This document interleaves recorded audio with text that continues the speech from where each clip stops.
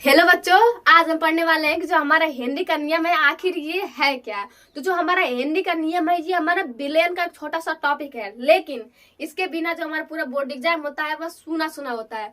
जैसे कि शादी विवाह में दुल्हन के बिना मंडप सुना होता है, वैसे ही बोर्ड एग्जाम जो होता है वो हमारे हिंदी के नियम के बिना अधूरा रहता है। वैसे हम बाल को इंग्लिश में कहते हैं हेयर, और जो हमारे हिंदी है, हेनरी हमारे एक वैज्ञानिक थे और इन्होंने ही इस नियम का प्रतिपादन किया था। तो आइए देखते हैं कि जो हमारा हिंदी का नियम है आखिर ये है क्या। तो इसके लिए सबसे पहले हम एक बर्तन लेते हैं। बर्तन मतलब हम एक पात्र लेते हैं। पात्र में हम थोड़े बहुत द्रव या फिर हम इसमें जल को ले लेते हैं। अब हमने जल को ले लिया तो जल में लेने के लिए ना हम कुछ ना कुछ इसमें विलीन करेंगे। मान लीजिए कि हमने कोई गैस ले लिया, तो हमें अब क्या करना है कि इस गैस को हमें इसमें मिक्स करना है। जो हमारा गैस है, गैस को हमें द्रव में मिक्स करना है। यहाँ पर जो हमारा द्रव है, द्रव हमारा विलायक है।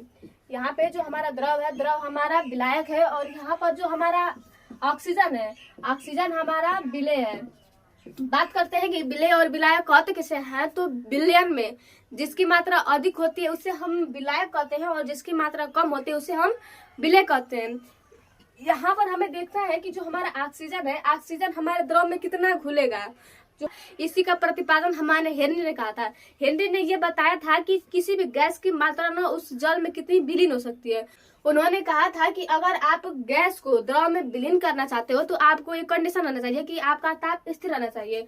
और अगर आप किसी भी गैस को द्रव में विलीन करना चाहते हो तो आप गैस पर जितना ज्यादा प्रेशर लगाओगे ना वह उतनी ही ज्यादा जल में विलेयता को दर्शाएगी। मतलब आप जितनी ज्यादा उस पर प्रेशर लगाओगे वह उतनी ही ज्यादा जल में विलीन होगी।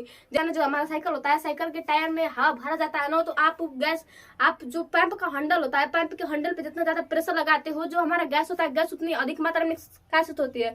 वही नियम यहाँ पर भी लागू होता है। आप इस गैस पर जितना ज्यादा प्रेशर लगाओगे, जितना ज्यादा प्रेशर लगाओगे ना उतनी ही ज्यादा इस द्रव में विलीन होगी। यही जो नियम होता है यही हमारे हेनरी का नियम होता है। हेनरी का नियम क्या होता है, तो हेनरी का नियम ये होता है कि स्थिर ताप पर, क्या हमारा ताप कांस्टेंट है ना, तो स्थिर ताप पर किसी गैस की मात्रा द्रव में विलेयता उस पर लगाए गए दाब के अनुक्रमानुपाती या फिर समानुपातिकता को दर्शाती है। यही जो हमारा होता है हेनरी का नियम होता है। तो कहते हैं कि इस नियम के अनुसार स्थिर ताप पर किसी गैस की द्रव में विलेयता गैस के दाब के समानुपाती होती है। मतलब आप गैस पर जितना ज्यादा दाब लगाओगे वो उतनी ही ज्यादा जल में विलीन होगी। यही जो होता है हमारा हेनरी का नियम होता है। यहाँ पर इस सेंटेंस का कहना है कि आप जितना अधिक प्रेशर लगाओगे ना गैस की मात्रा उतनी ही घुलेगी।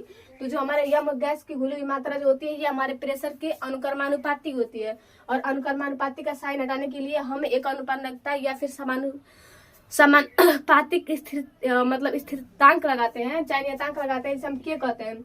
यहाँ पर जो यम होती है गैस की घुली हुई मात्रा होती है, जो पी होता है साम्य पर मतलब स्थिर ताप पर लगाए गए प्रेशर होता है। और जो हमारा क्या होता है ये समानुपाती स्थिरांक होता है। तो यही होता है हमारे हेनरी का नियम। इसके साथ ये भी देख लीजिए कि समय को समय दीजिए, समय एक दिन आपको खुद समय देगा। ठीक ना, तो मेहनत कीजिए। तो आज के लिए बस इतना ही, मिलते हैं फिर अगले वीडियो में। बाय। आशा करते हूँ कि आपको हेनरी का नियम समझ में आएगा। बस इस बात को याद रखिएगा ना कि आप गैस को अगर द्रव में मिलाना चाहते हो तो गैस पर आप जितना अधिक प्रेशर लगाओगे ना वह उतना ही ज्यादा द्रव में विलीन होगा। यही जो होता है यही होता है हमारा हेनरी का नियम। तो आज के लिए बस इतना ही, मिलते हैं अगले वीडियो में।